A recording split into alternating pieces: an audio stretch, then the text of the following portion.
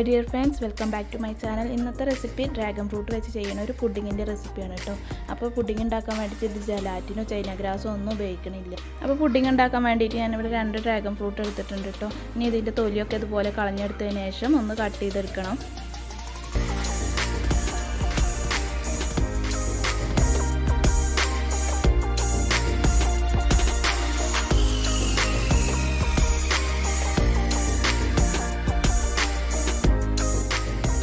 അപ്പോൾ രണ്ടും ഇതുപോലെ തൊലി കളഞ്ഞെടുത്തിട്ടുണ്ട്. ഇനി ഇതൊന്ന് കട്ട് ചെയ്തെടുക്കണം കേട്ടോ.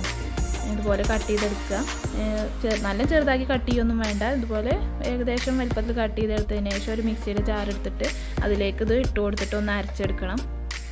ഇതിലേക്ക് വെള്ളം ചേർക്കേണ്ട ആവശ്യമില്ല കേട്ടോ. വെള്ളമൊന്നും ചേർക്കാതെ വേണം ഇത് അടിച്ചെടുക്കാനായിട്ട്. അപ്പോൾ ഇതൊക്കെ ഇതുപോലെ ഇട്ട് കൊടുത്തതിന് ശേഷം ഒന്ന് അടിച്ചെടുത്തിട്ട് വരാം.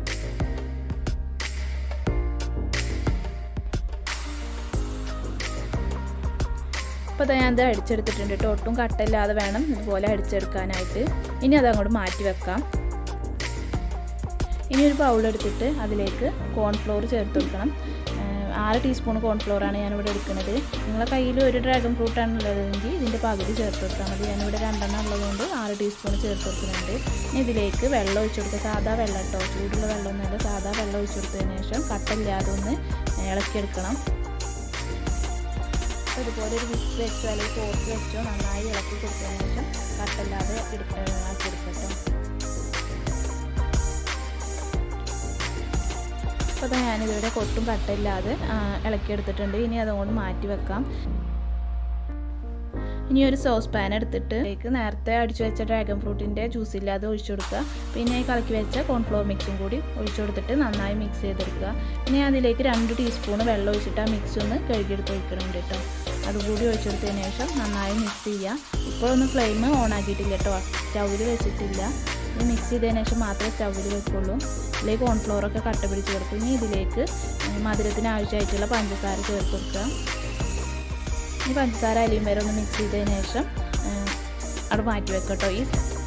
ഇനി പുഡിങ് സെറ്റാവാൻ വേണ്ടിയിട്ട് ഏത് പാത്രമാണ് ഉപയോഗിക്കണമെങ്കിൽ ആ പാത്രം ഇതുപോലെ ഓയിൽ തേച്ച് ഒന്ന് മാറ്റി വെക്കണം കേട്ടോ.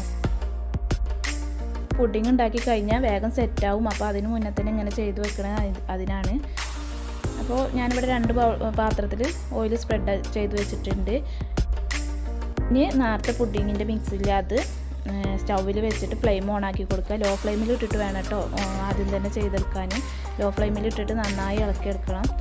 ഒട്ടും കട്ടയില്ലാതെ ഇതുപോലെ ഇളക്കി കൊടുത്തുകൊണ്ടേ ഇരിക്കണം. കൈ എടുക്കരുത്, അപ്പോൾ കട്ട പിടിക്കും.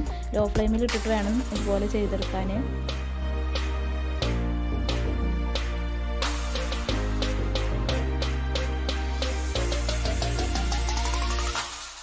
അപ്പോൾ ഇതൊരു 10 മിനിറ്റ് ഞാൻ ഇതുപോലെ ഇളക്കി കൊടുത്തിട്ടുണ്ട്. ഇനി ഇതിലേക്ക് ചേർത്ത് കൊടുക്കുന്നത് കണ്ടൻസ്ഡ് മിൽക്കാണ് കേട്ടോ. ഇത് വേണമെങ്കിൽ ചേർത്ത് കൊടുത്താൽ മതി, കയ്യിലുണ്ടെങ്കിൽ മാത്രം ചേർത്താൽ മതി. അപ്പോൾ ഇതില്ലെങ്കിൽ കുറച്ചുകൂടി ഷുഗർ ആഡ് ചെയ്താൽ മതി കേട്ടോ. ഇത് ചേർത്ത് കൊടുത്തതിന് ശേഷം നന്നായി മിക്സ് ചെയ്തിട്ട് ഒന്നും കൂടി ഒന്ന് കുറുക്കിയെടുക്കുന്നുണ്ട്.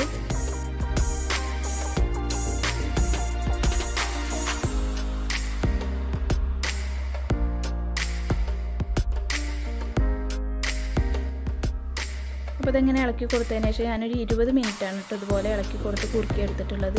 ഈ ഒരു പരുവാകുമ്പോൾ ഫ്ലെയിം ഓഫാക്കാതെ ഇതുപോലെയാണ് വേണ്ടത്. നല്ല കുറുകും വേണ്ട. ഈ ഒരു പരുവത്തിൽ നമുക്ക് ഫ്ലെയിം ഓഫാക്കി കൊടുക്കുക. ഇനി ഏതാണ് പുഡിങ്ങിന് വേണ്ടിയിട്ട് സെറ്റ് ചെയ്ത പാത്രം അതിലേക്ക് ഒഴിച്ചു കൊടുക്കുക. ഇങ്ങനെ ചൂട് കൊടുക്കാൻ തന്നെ ഒഴിക്കണം കേട്ടോ.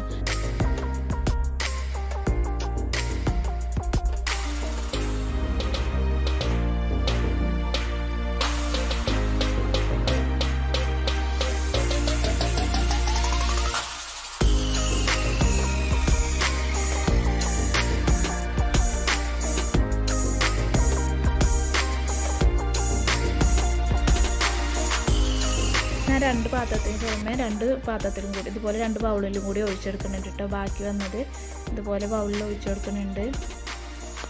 ഇനി ഇത് ഫ്രിഡ്ജിൽ വെക്കേണ്ട ആവശ്യമൊന്നുമില്ല കേട്ടോ. സെറ്റാവാൻ വേണ്ടിയിട്ട് പുറത്തൊരു 3 മണിക്കൂർ വെച്ചാൽ മതി. അല്ലെങ്കിൽ ഫ്രിഡ്ജിൽ വെക്കുകയാണെങ്കിൽ അരമണിക്കൂർ കൊണ്ട് സെറ്റായി കിട്ടും. അപ്പോൾ ഞാനിതിവിടെ പുറത്താണ് വെച്ചിട്ടുണ്ടായിരുന്നത്. ഒരു 3 മണിക്കൂർ കഴിഞ്ഞതിന് ശേഷം എടുക്കുകയാണ് കേട്ടോ.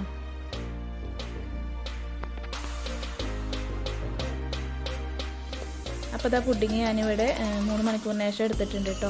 ഇതുപോലെ നന്നായി സെറ്റായിട്ടുണ്ട്.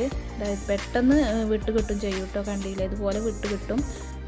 നല്ല ടേസ്റ്റ് ആയിട്ടുള്ളൊരു പുഡിങ് കൂടിയാണ് കേട്ടോ. അപ്പോൾ ഡ്രാഗൺ ഫ്രൂട്ടൊക്കെ എല്ലാവരുടെ കയ്യിലും കിട്ടുകയാണെങ്കിൽ ഇതുപോലൊരു പുഡിങ് ഉണ്ടാക്കി നോക്കി നല്ല ടേസ്റ്റ് ആയിട്ടുള്ളൊരു പുഡിങ്ങാണ്.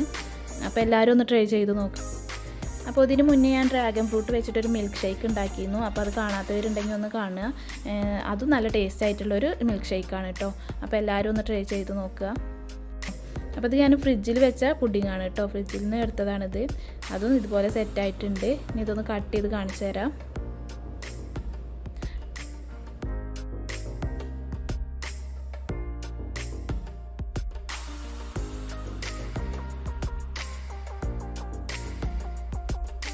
ഇന്നത്തെ വീഡിയോ ഇത്രയേ ഉള്ളൂ. എല്ലാവർക്കും ഇഷ്ടമായി എന്ന് കരുതുന്നു. ഇഷ്ടമായിട്ടുണ്ടെങ്കിൽ ലൈക്ക് ചെയ്യുക, ഷെയർ ചെയ്യുക. സബ്സ്ക്രൈബ് ചെയ്യാതെ കാണുന്നവരുണ്ടെങ്കിൽ ഒന്ന് സബ്സ്ക്രൈബ് ചെയ്ത് തന്നെ സപ്പോർട്ട് ചെയ്യാം കേട്ടോ.